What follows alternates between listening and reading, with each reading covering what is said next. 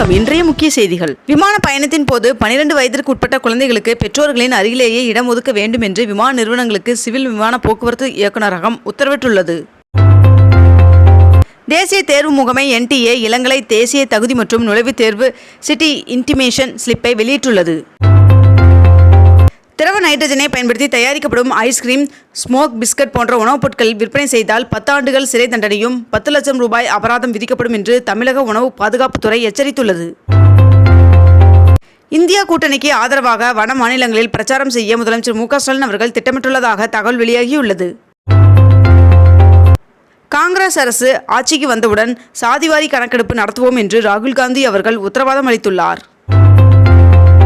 அஸ்ஸாம், பீகார், சத்தீஸ்கர் உட்பட மேற்கண்ட இந்த 13 மாநிலங்களில் மக்களவை 2ஆம் கட்ட தேர்தலுக்கான வாக்குப்பதிவு ஏப்ரல் 26ஆம் தேதி நடைபெற உள்ளது. இதனால் அந்த மாநிலங்களில் அனைத்து அரசு மற்றும் தனியார் நிறுவனங்கள் மற்றும் வங்கிகள் உட்பட வணிக நிறுவனங்களுக்கு விடுமுறை அறிவிக்கப்பட்டுள்ளது. கோடை வெயில் அதிகரிக்க தொடங்கியுள்ள நிலையில் சென்னையில் ஆவின் மோர் விற்பனையானது அதிகரித்துள்ளது. சென்னையில் இன்று 22 கேரட் ஆபண தங்கத்தின் விலை சவரனுக்கு 240 ரூபாய் அதிகரித்து ஒரு சவரன் 53,840 ரூபாய்க்கு விற்பனையாகிறது. அதேபோல் 1 கிராம் வெள்ளியின் விலை 86 ரூபாய் 50 பைசாவாகவும் விற்பனை செய்யப்பட்டு வருகிறது. திருச்சி சர்வதேச விமான நிலையத்தில் சிங்கப்பூரிலிருந்து நூதனமாக காலணியில் தங்கத்தை பதுக்கி எடுத்து வந்த நபரை சுங்கத்துறை அதிகாரிகள் கைது செய்தனர்.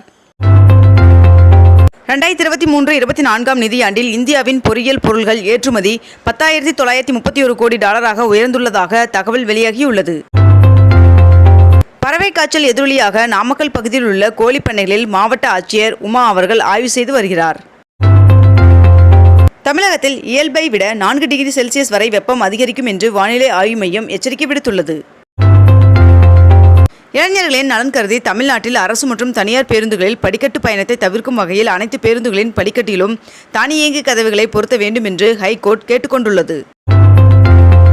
தமிழகத்தில் 12ஆம் வகுப்பு பொதுத் தேர்வு முடிவுகள் வருகின்ற மே 6ஆம் தேதி வெளியாகும் என்று தெரிவிக்கப்பட்டுள்ள நிலையில் மே 6ஆம் தேதியிலிருந்து பொறியியல் சேர்க்கைக்கான ஆன்லைன் மூலம் விண்ணப்ப பதிவு துவங்கப்பட திட்டமிடப்பட்டுள்ளதாக தகவல் வெளியாகியுள்ளது. உலக புத்தக தினத்தை முன்னிட்டு புத்தகங்களை வாசியுங்கள் மற்றும் நேசியுங்கள் என்று முதலமைச்சர் மு.க.ஸ்டாலின் அவர்கள் தெரிவித்துள்ளார். 13 மாநிலங்களில் ஏப்ரல் 26ஆம் தேதி 2ஆம் கட்ட தேர்தல் நடைபெற உள்ள நிலையில் 2ஆம் கட்ட தேர்தலுக்கான பிரச்சாரம் இன்றுடன் நிறைவடைகிறது. தமிழ்நாட்டில் 1 முதல் 9ஆம் வகுப்பு வரை படிக்கும் மாணவர்களுக்கு இன்று முதல் கோடை விடுமுறை அறிவிக்கப்பட்டுள்ளது. தென்னிந்திய நடிகர் சங்கத்தின் புதிய கட்டிடத்திற்காக நடிகர் சிவகார்த்திகேயன் அவர்கள் வைப்பு நிதியாக 50 லட்சத்திற்கான காசோலையை வழங்கினார். டெல்லி முதலமைச்சர் அரவிந்த் கெஜ்ரிவால் அவர்கள் நீதிமன்ற காவல் மே மாதம் 7ஆம் தேதி வரை நீட்டிக்கப்பட்டுள்ளதாக தெரிவிக்கப்பட்டுள்ளது.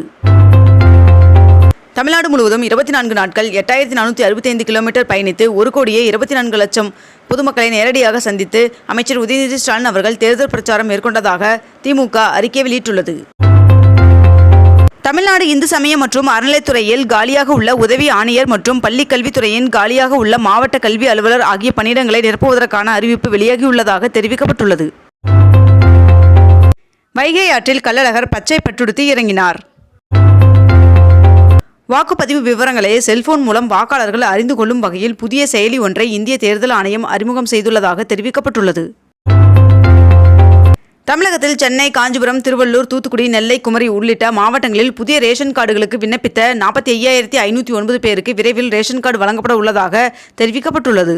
இத்துடன் இன்றைய தலைப்புச் செய்திகள் நிறைவடைகின்றன. மேலும் இதுபோன்ற அண்மை தகவல்களை உடனுக்குடன் தெரிந்து கொள்ள அக்னிபூ சேனலை சப்ஸ்கிரைப் செய்து கொண்டு தொடர்ந்து இணைந்திருங்கள். நன்றி, வணக்கம்.